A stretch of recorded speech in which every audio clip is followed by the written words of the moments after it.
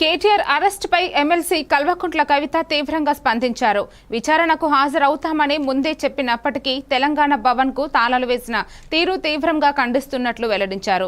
Party లోపాలను అధినేతకు చెప్పడం సహజమేనని, తప్పులు ఉంటే సరిదిద్దుకుంటామన్నారు. నాయకులపై దాడులు జరిగితే ఐక్యమత్యంతో ఎదుర్కొంటామని స్పష్టం చేశారు. కాంగ్రెస్ పార్టీ విమర్శల ద్వారా రాజకీయ లబ్ధి పొందాలని చూస్తే ప్రజలు వమ్ము చేస్తారని హెచ్చరించారు. ఈ పరిస్థితుల్లో కేసీఆర్ ను మరింత బలంగా నిలబెట్టుకుని నాయకులను రక్షిస్తూ పార్టీని ముందుకు తీసుకెళ్లడమే తమ ధ్యేయమని వెల్లడించారు.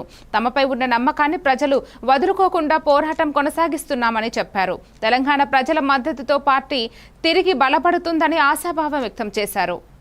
ఒకసారి కేసీఆర్ గారికి కాళేశ్వరం మీద నోటీసు, ఇంకొక రోజు హరీష్ రావు గారికి నోటీసు, ఇంకొక రోజు ఇంకొక సీనియర్ నాయకుడికి నోటీసు.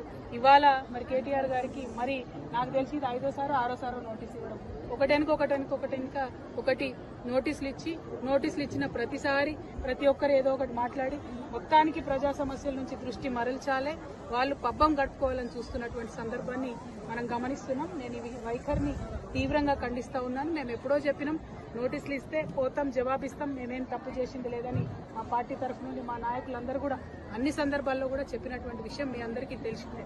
అయినప్పటికీ ఇవాళ తెలంగాణ భవన్ కి తాళాలేసి మా కార్యకర్తలు ఎవరు బయటికి వెళ్లకుండా చేసినటువంటి సందర్భాన్ని మేము తీవ్రంగా ఖండిస్తున్నాం. మా కేటీఆర్ గారు మరి ఇవాళ విచారణకు హాజరైన ముందే చెప్పినటువంటి విషయమే, హాజరైతామని. అందులో పెద్ద విశేషం ఏం లేదు, హాజరైతాం, విచారణకు సహకరిస్తామని కూడా చెప్పినాం. ఇవాళ తను అక్కడ ఉండగా ఇవాళ భవన్ లో మరి తాళం వేయడం అన్నది నిజంగా కూడా దుర్మార్గం. మేము ఎప్పుడైనా కూడా ప్రజల పక్షాన్ని నిలబడ్డాం, ప్రజల కోసమే పనిచేసినాం. అది రాష్ట్ర సాధన కోసమైనా, రాష్ట్రం వచ్చినాక అభివృద్ధి కోసమైనా అనే విషయాన్ని మరొకసారి తెలంగాణ ప్రజలకు తెలియజేస్తూ ఈ ప్రభుత్వం ఈ యొక్క వైఖరిని మానుకోవాలి, డైవర్షన్ పాలిటిక్స్ మానుకోవాలని చెప్పి మేము డిమాండ్ చేస్తా ఉన్నాం. జై తెలంగాణ. చూడు బ్రదర్, మీరు ఒక విషయం గమనించుకోవాలి. ఏ పార్టీ అయినా పార్టీలో ఉన్న లోపాలను ఖచ్చితంగా మాట్లాడుకుంటారు, సవరించుకుంటారు, ముందుకు పోతారు. కానీ మా పార్టీలో ఉన్న ఏ ఒక్క నాయకుడి మీదకి అవతలోడు దాడికి వస్తే ఖచ్చితంగా మేమందరం ఒకరికొకరు అండగా నిలబడి కాపాడుకుంటాం. అందులో పెద్ద విశేషం ఏం లేదు.